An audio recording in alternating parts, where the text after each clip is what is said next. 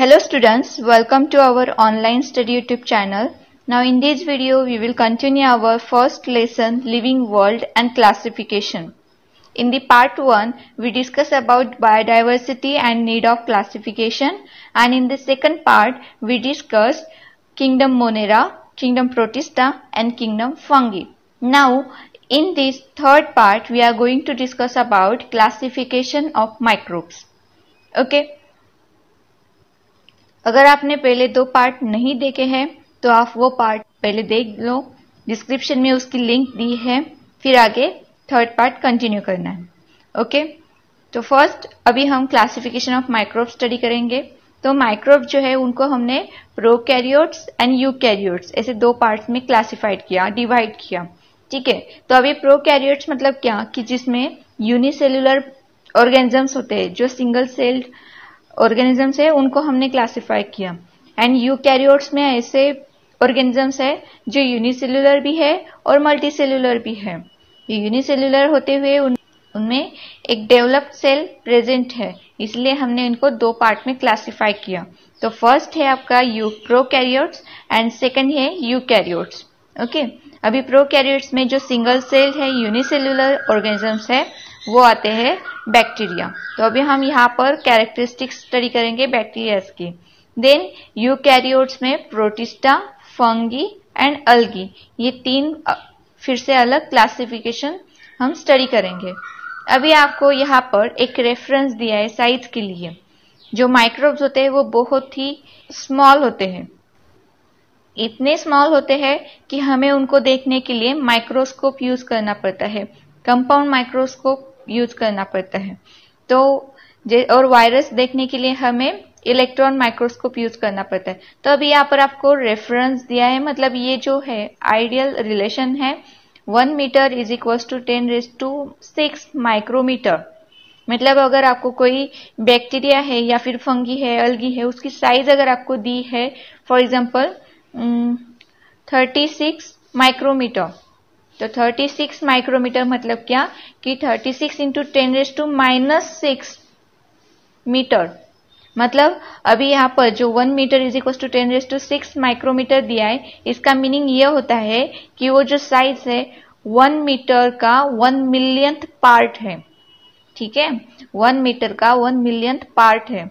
And second unit दिया है आपको 1 metre is equal to 10⁹ nanometre. ठीक है, तो इस तरीके से ये रेफरेंस गिवन है. तो आप इससे इमेजिन कर पाते हो कि जो भी हम यहाँ पर अभी ऑर्गेनिज्म स्टडी करने वाले हैं उनकी साइज कितनी छोटी होती है. अभी फर्स्ट है बैक्टीरिया. बैक्टीरिया की साइज गिवन है 1 माइक्रोमीटर टू 10 माइक्रोमीटर. मतलब इसकी साइज कितनी है 10⁻⁻⁶ मीटर टू 10 इंटू 10⁻⁻⁶ मीटर. मतलब 1 मीटर का 1 मिलियंथ पार्ट जो है वो एक बैक्टीरिया की साइज है. इतना ये स्मॉलर साइज है, माइक्रोस्कोपिक है. यूनिसेल्युलर, इंडिपेंडेंट और parasitic organisms. Sometimes many bacteria together form colonies. ये जो बैक्टीरियाज होते हैं ये मोस्टली यूनिसेल्युलर होते हैं, मतलब सिंगल सेल से बने हुए होते हैं. कभी कभी ये इंडिपेंडेंट या फिर पैरासिटिक हमें दिखाई देते हैं, मतलब ये खुद फूड प्रिपेयर कर पाते हैं. तो कुछ ऐसे है पैरासिटिक, मतलब दूसरे के ऊपर जो होस्ट होते हैं उन पर डिपेंड करते हैं. Sometimes many bacteria together form colonies. और ये बहुत ही स्मॉलर साइज है, माइक्रो साइज है, इसीलिए ये क्या करते हैं अपनी कॉलोनीज बनाते हैं और एक साथ रहते हैं. Bacterial cell is prokaryotic with cell wall but distinct nucleus और cell organelles are absent. अभी जो प्रोकैरियोट सेल होते हैं, प्रोकैरियोटिक सेल जो होते हैं उनमें सेल तो प्रेजेंट होता है, न्यूक्लियस भी प्रेजेंट होता है, मगर हम उनको इजीली डिस्टिंक्ट नहीं कर पाते. क्यों? क्योंकि उनका जो न्यूक्लियस का जो सेल मेम्ब्रेन है, न्यूक्लियर मेम्ब्रेन, वो अब्सेंट होता है. तो ये अनडेवलप्ड सेल हम इसे कह सकते हैं. तो इसीलिए ये प्रोकैरियोट्स में बैक्टीरिया अलग से आता है और बाकी यूकैरियोट्स में आते हैं. Next, they reproduce by simple binary fission. इनका रिप्रोडक्शन जो होता है वो सिंपल बाइनरी फ्यूजन मेथड से होता है। ये बाइनरी फ्यूजन क्या टर्म है ये आप नेक्स्ट क्लास में स्टडी करोगे। बाइनरी फ्यूजन में मोस्टली जो एक सेल होता है उसके दो पार्ट होते हैं, फिर जो दो पार्ट बनते हैं उसके फिर से दो पार्ट्स बनते हैं। इस तरीके से बाइनरी फ्यूजन उनका होता जाता है। मतलब एक तरीके से एक के दो, दो से चार, ऐसे उनका डिवीजन होता जाता है। Next, in favorable conditions, bacteria grow vigorously and can double their number in 20 minutes. अगर फेवरेबल कंडीशन हो तो ये बैक्टीरिया बहुत ही ज्यादा फास्टली ग्रो करते हैं। इवन ये इनका नंबर डबल भी कर पाते हैं विद इन 20 मिनट्स अगर फेवरेबल कंडीशन हो तो। फॉर एग्जाम्पल कर्ड, ठीक है, दही, तो उसमें बैक्टीरिया प्रेजेंट होते हैं। तो अगर आप उसे बाहर रखते हो, बाहर मतलब फ्रिज के अंदर ना रखते हुए नॉर्मल रूम टेम्परेचर पे बाहर ही रखते हो, तो क्या होता है वो जल्दी से खट्टा होने लग जाता है। क्यों? क्योंकि उसकी बैक्टीरिया जो है वो जल्दी से ग्रो करते हैं, इसलिए वो ज्यादा खट्टा लगता है। अगर आप दही फ्रिज में रखते हो तो वो ज्यादा खट्टा नहीं होता है। क्यों नहीं होता है? क्योंकि वो उनके लिए फेवरेबल कंडीशन नहीं होती फ्रिज, तो इसलिए वहां पर उनकी ग्रोथ नहीं होती है। टेंशन मत लीजिए, ये बैक्टीरियाज हेल्पफुल रहते हैं, हमारी हेल्थ के लिए डेंजरस नहीं होते हैं। ओके, तो यहाँ पर कुछ बैक्टीरियाज के एग्जांपल्स दिए हैं, कोकस, कोकोबैसिलस, बैसिलस, वाइब्रियो, स्पिरिलम। तो इस तरीके से कुछ एग्जांपल्स यहाँ पर बैक्टीरियाज के गिवन है। सभी बैक्टीरिया हमारी हेल्थ के लिए हजारदस्त होते हैं ऐसा नहीं होता है। बहुत सारी बैक्टीरिया जो होती है वो हमारी हेल्थ के लिए अच्छे भी होते हैं। अभी नेक्स्ट है यूकैरियोटिक सेल। तो यूकैरियोटिक सेल्स में जो है प्रोटोजोआ, फंगी एंड अल्गी, ये तीन एग्जांपल्स आते हैं। तो अभी हम फर्स्ट स्टडी करेंगे प्रोटोजोआ। इसकी साइज होती है अप्रोक्सीमेटली 200 माइक्रोमीटर, मतलब 1 मीटर का 200 मिलियन पार्ट ये इसकी साइज है। Protozoans are found in soil, fresh water and sea water. ये मोस्टली हमें कहाँ पर ऑब्जर्व होते हैं? Soil, fresh water and sea water में। Some are found in the body of other organisms and are pathogenic. अगर ये किसी ऑर्गेनिज्म की बॉडी में ऑब्जर्व होते हैं, दिखाई देते हैं, तो ये कैसे होते हैं? पैथोजेनिक होते हैं। पैथोजेनिक मतलब क्या? कि इससे डिसीज हो सकते हैं। These are unicellular organisms with eukaryotic cell. अभी ये भी कैसे, प्रोटोजोन्स भी कैसे होते हैं? यूनिसेल्युलर होते हैं, मतलब सिंगल सेल ऑर्गेनिजम्स है ये, with eukaryotic cell. Eukaryotic cell मतलब इसमें जो भी सेल ऑर्गेनेल जो भी प्रेजेंट है वो डिस्टिंक्ट है, हम उनको आइडेंटिफाई कर सकते हैं उसमें कि हाँ ये न्यूक्लियस है, ये कुछ अलग सेल ऑर्गेनेल्स उसमें प्रेजेंट होंगे, तो वो हम उनको आइडेंटिफाई कर पाएंगे। तो इसीलिए इनको हम कहते हैं यूकैरियोटिक सेल। और जो फर्स्ट देखा था आपने प्रोकैरियोटिक सेल, उसमें न्यूक्लियस अगर आप देखोगे तो न्यूक्लियस का सेल न्यूक्लियर मेम्ब्रेन उसमें एब्सेंट था। अभी फॉर एग्जांपल के लिए हम यहाँ पर देखते हैं ये पैरामीशियम है, ठीक है। तो पैरामीशियम में ये जो ग्रीन कलर का दिखाई दे रहा है आपको, ये क्लोरोप्लास्ट है, मतलब इसमें क्लोरोप्लास्ट प्रेजेंट है, हम उसको आइडेंटिफाई कर पा रहे हैं। देन इसमें कुछ न्यूक्लियस जैसा दिखाई दे रहा है, ये जो राउंड राउंड स्ट्रक्चर दिखाई दे रहा है, तो यहाँ पर डिस्टिंक्ट मतलब अच्छे से नहीं दिखाई दे रहा है आपको, मगर ये अगर आप पैरामीशियम की इमेज गूगल पर सर्च करके देखोगे तो आपको एक अच्छी सी फिगर वहां पर दिखाई देगी, और उसमें अलग अलग जो सेल ऑर्गेनेल्स प्रेजेंट होते हैं वो भी उसी में हमें आइडेंटिफाई करते आते हैं। तो ये ऐसे होते हैं यूकैरियोटिक सेल, जो डेवलप्ड सेल कहते हैं, ठीक है। There is a great variation in cell structure, organs of locomotion and modes of nutrition among protozoans. अभी जो प्रोटोजोन्स है उनमें भी फिर से एक वेरिएशन दिखाई देता है। किसके बेसिस पर? उसका cell structure, organs of locomotion, then mode of nutrition. तो इसकी बेसिस पर हम उन्हें फिर से क्लासिफाइड कर पाते हैं। Next, these organisms reproduce by simple cell division. अभी इनका जो रिप्रोडक्शन होता है वो by simple cell division method से होता है। ये सिंपल सेल में डिवीजन क्या होती है, सेल डिवीजन मेथड क्या होती है, या नेक्स्ट स्टैंडर्ड में स्टडी करोगे। इसमें डिफिकल्ट कुछ नहीं होता है। जो सेल होता है वो हम नाम से ही पता चलता है कि उसमें डिवीजन हो रहा है, मतलब हम सेल को डिवाइड करते जाते हैं। इस तरीके से इनका रिप्रोडक्शन होता है। फॉर एग्जाम्पल अभी यहाँ पर आपको कुछ एग्जाम्पल्स दिए हैं। अमीबा, अमीबा कैसा है? यूकैरियोटिक सेल है, यूनिसेल्युलर है, ठीक है। देन पैरामीशियम, पैरामीशियम का ये इमेज आप यहाँ पर देख पा रहे हो। ये जो है दोनों protozoans free living in dirty water, ये कहाँ पर दिखाई देंगे आपको? डर्टी वाटर में दिखाई देंगे। एंड फ्री लिविंग मतलब ये कॉलोनीज में नहीं रहते, ये इंडिपेंडेंटली लाइव करते हैं। नेक्स्ट है एंटामीबा हिस्टोलाइटिका। तो ये जो प्रोटोजोन्स है ये पैथोजेनिक है, मतलब इससे डिसीज होता है। कौन सा डिसीज? अमीबाइसिस, ठीक है। Next Plasmodium vivax causes malaria, malaria disease causing protozoan कौन सा है? Plasmodium vivax. Next Euglena, Euglena जो है वो ऑटोट्रॉपिक है, मतलब उसमें क्लोरोफिल प्रेजेंट है, तो ये खुद फूड प्रिपेयर कर पाते हैं, तो इसलिए ये ऑटोट्रॉपिक है।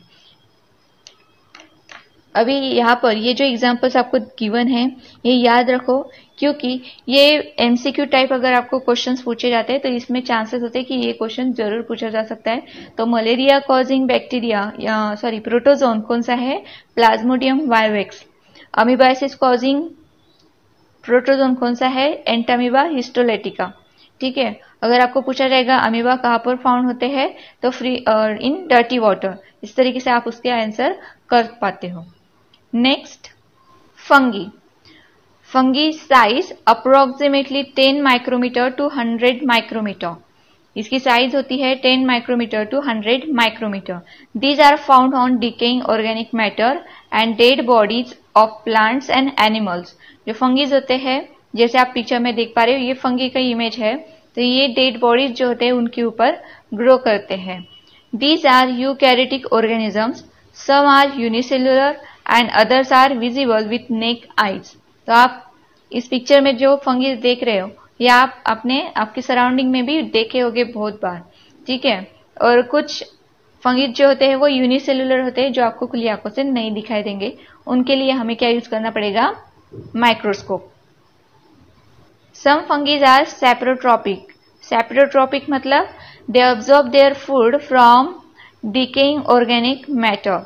जो डिकेइंग ऑर्गेनिक मैटर है प्लांट का होगा या फिर एनिमल का, जो डेड बॉडीज है उसके ऊपर ये डिपेंड करते हैं, उससे जो डिकेइंग ऑर्गेनिक मटेरियल है उससे वो अपना फूड अब्सॉर्ब करते हैं, तो इसलिए हम उनको कहते हैं सैप्रोट्रॉपिक।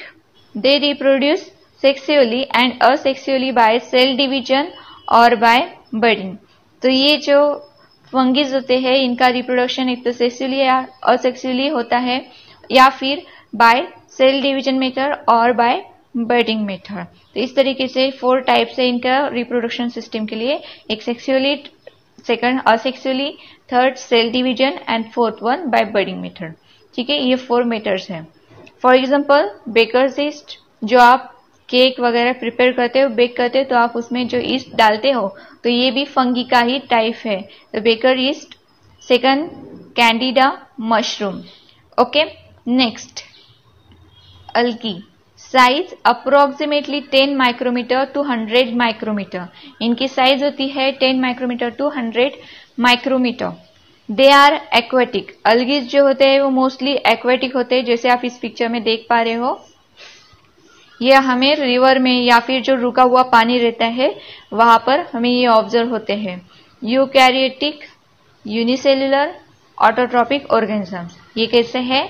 यूकैरियोटिक है मतलब इनका सेल जो है डेवलप्ड सेल है। देन यूनिसेल्युलर, ये सिंगल सेल भी हो सकते हैं या फिर मल्टीसेल्युलर भी हो सकते हैं। And next autotrophic organisms, autotrophic मतलब इसमें क्लोरोफिल प्रेजेंट है, ग्रीन कलर का दिखाई दे रहा है, मतलब ये क्लोरोफिल प्रेजेंट है इसमें, और ये अपना जो फूड है खुद प्रिपेयर कर पाते हैं। Next photosynthesis is carried out with the help of chloroplast present in the cell. इनकी सेल में क्लोरोप्लास्ट प्रेजेंट है, ग्रीन कलर का जो स्ट्रक्चर होता है सेल में वो क्लोरोप्लास्ट होता है, और उसी की हेल्प से कौन सी प्रोसेस कैरिड आउट की जाती है? फोटोसिंथेसिस। और उसी फोटोसिंथेसिस की प्रोसेस से फूड प्रिपेयर कर पाते हैं। फॉर एग्जाम्पल क्लोरेरा क्लैमिडोमोनास, ये बेस्ट एग्जाम्पल है अलगीज के, और बाकी फीचर्स में आप देख ही पा रहे हो। Very few species of algae are unicellular, most of them are multicellular and visible with naked eyes. तो हम जैसे कि मैंने अभी आपको बताया है कि मल्टीसेल्युलर भी होते हैं जिनको हम खुली आंखों से देख पा रहे हो। जैसे आप इस पिक्चर में देख पा रहे हो, ये हाथ पर रखा हुआ है तो इजीली हमें खुली आंखों से दिखाई दे रहा है कि ये अलगी है। ठीक है, तो अलगी जो होते हैं वो बहुत ही हेल्पफुल होते हैं for agriculture field. Okay, next है viruses, size approximately 10 nanometer to 100 nanometer. अभी तक आपने क्या साइज देखा? 1 micrometer to 10 micrometer, 1 micrometer to 100 micrometer, 10 micrometer to 100 micrometer. इस तरीके से आपने साइज देखी, जो कि 10⁶ माइक्रोमीटर में, मतलब 1 metre is equal to 10⁶ micrometre, ये जो रेफरेंस था उसी की रेंज में आप देख रहे थे। मगर अभी ये जो वायरस है ये नैनोमीटर में है, मतलब कितना? 1 metre is equal to 10⁹ nanometre, ये उसका साइज रेफरेंस है। Generally viruses are not considered as living organisms, or they are said to be organisms at the age of living and non-living. They are studied under microbiology. अभी ये जो virus है इसकी size कितनी small है? मतलब 10⁹ nanometre, 1 metre का जो 10⁹ पार्ट जो होगा उतना ये स्मॉलेस्ट पार्ट है, जिनको हम स्टडी करने के लिए कंपाउंड माइक्रोस्कोप नहीं यूज कर पाएंगे। इसके लिए हमें इलेक्ट्रॉन माइक्रोस्कोप यूज करना पड़ेगा, उसी की हेल्प से हम इनको वायरस को देख पाएंगे। इतनी इनकी साइज स्मॉल होती है और ये अच्छे से डेवलप भी नहीं होते। इनको हम एक्चुअली लिविंग ऑर्गेनिजम्स कहना भी नहीं चाहिए इनको, मगर हम इन्हें लिविंग ऑर्गेनिजम्स कहते हैं। क्यों? क्योंकि इनकी ग्रोथ होती है, इसलिए। जो लिविंग ऑर्गेनिजम्स होते हैं उनकी जो कैरेक्टरिस्टिक्स है, तो कुछ कैरेक्टरिस्टिक्स वायरसेस में भी ऑब्जर्व हुए, इसलिए हम इनको क्या कहते हैं? Organism at the edge of living and non living. मतलब लिविंग भी नहीं है और नॉन लिविंग भी नहीं है, ये दोनों के बीच का ऑर्गेनिज्म है जिसे हम वायरस कहते हैं। Okay, they are studied under microbiology. तो इसके लिए अगर आपको वायरस का डिटेल स्टडी करना है तो स्पेशलाइजेशन करने के लिए माइक्रोबायोलॉजी जरूर लेना। ठीक है, तो फर्स्ट कैरेक्टरिस्टिक्स क्या है? Viruses are extremely minute. Extremely minute, कितने माइन्यूट है? They are 10 to 100 times smaller than bacteria. ये बैक्टीरिया से भी स्मॉल है। बैक्टीरिया मतलब एक बैक्टीरिया अगर कंसिडर करोगे तो उससे भी ये 10 to 100 टाइम्स स्मॉलर होगा। And can be seen only with electron microscope. ये आपको सिर्फ और सिर्फ इलेक्ट्रॉन माइक्रोस्कोप के अंदर ही दिखाई देंगे, वो भी क्लियर स्ट्रक्चर नहीं दिखाई देगा। जैसे कि आप यहाँ पर देखो, ये जो टोमेटो विल्ट वायरस है ये इलेक्ट्रॉन माइक्रोस्कोप के अंदर आपने इसको ऑब्जर्व किया है, तो इस तरीके से इसका स्ट्रक्चर हमें दिखाई देता है। Second, they are found in the form of independent particles. ये एज एन इंडिपेंडेंट पार्टिकल हमें दिखाई देते हैं। Virus is a long molecule of DNA और RNA covered by a protein coat. ये जो वायरस होता है डीएनए और आरएनए मतलब डीऑक्सी राइबोन्यूक्लिक एसिड और राइबोन्यूक्लिक एसिड के जो लॉन्ग मॉलिक्यूल्स होते हैं, तो वायरस उसी का टाइप है। एंड सिर्फ डिफरेंस ये है कि इसके ऊपर एक प्रोटीन की कोटिंग होती है, तो इसीलिए हम उनको वायरस कहते हैं। Viruses survive only in living plants और animal cells and produce their own proteins with the help of host cells and create their numerous replica. इनको हम लिविंग क्यों कहते हैं? क्यों कि ये जो है सिर्फ और सिर्फ लिविंग प्लांट्स और एनिमल सेल्स के ऊपर ही सर्वाइव कर पाते हैं। जो नॉन लिविंग थिंग्स है उसके ऊपर ये सर्वाइव नहीं करते। And produce their own proteins, ये खुद का प्रोटीन मतलब जो कोटिंग करने के लिए प्रोटीन रिक्वायर्ड है वो खुद प्रिपेयर करते हैं with the help of host cell, जिस पर भी वो रहते हैं सर्वाइव कर रहे उस सेल की, उस होस्ट के सेल से ये प्रोटीन्स बनाते हैं। And create their numerous replica, और अपने जैसे बहुत सारे रेप्लिका बनाते हैं, अपने जैसे ही अलग स्पेसीज वो बनाते रहते हैं। तो इसलिए हम इनको क्या कहते हैं कि लिविंग ऑर्गेनिजम्स हैं। Then they destroy the host cell and become free.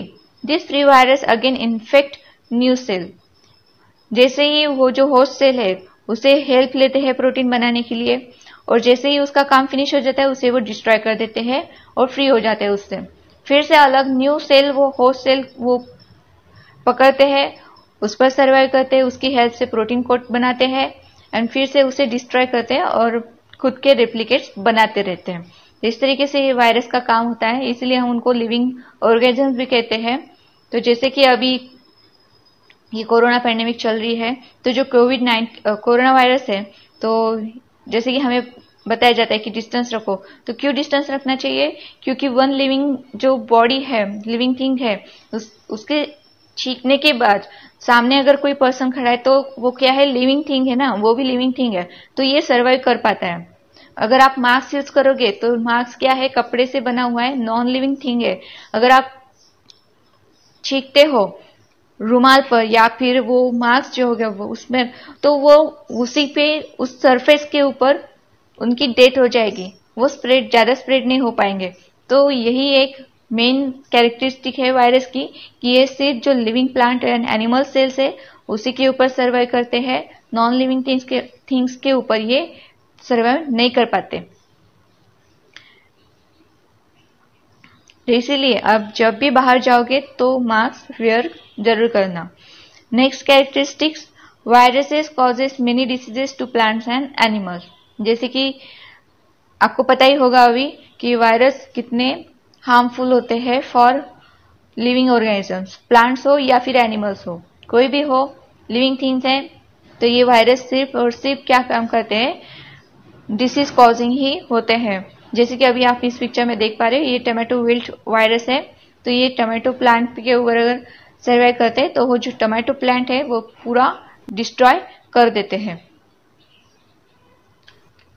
Okay, तो अभी आपकी इंफॉर्मेशन के लिए यहाँ पर कुछ वायरस के नेम्स दिए हैं।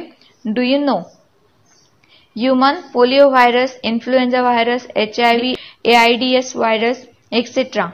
तो ह्यूमन बींग्स के लिए कौन से वायरस हार्मफुल होते हैं? तो polio virus, influenza virus, HIV और AIDS एड्स वायरस, तो ये हार्मफुल होते हैं, तो इनसे बच के रहना चाहिए। अभी कोरोना वायरस, ठीक है, जो कैटल्स होते हैं उनमें हमें पाइकोरोना वायरस दिखाई देता है। प्लांट्स में फॉर एग्जांपल टोमेटो प्लांट, तो wilt virus, tobacco mosaic virus plants के ऊपर हमें ऑब्जर्व होते हैं। एंड बैक्टीरिया में बैक्टीरियोफेज वायरस अटैक्स बैक्टीरिया। तो ये जो बैक्टीरिया है बैक्टीरियोफेज, इस पर अगर वायरस ने अटैक किया तो ये भी हार्मफुल होते हैं। ओके, तो इस तरीके से यहाँ पर ये आपका living world and classification of microbes lesson complete हो जाता है। नेक्स्ट पार्ट में मैं आपको इसका एक्सरसाइज सॉल्व करके बताऊंगी। तो अभी के लिए सिर्फ इतना ही। अगर आपको ये लेसन अच्छे से समझ में आए तो इसे लाइक कीजिए, अपने दोस्तों के साथ शेयर कीजिए। अगर कोई डाउट है तो आप कमेंट सेक्शन में भी पूछ सकते हैं। Okay, thank you so much for watching this video.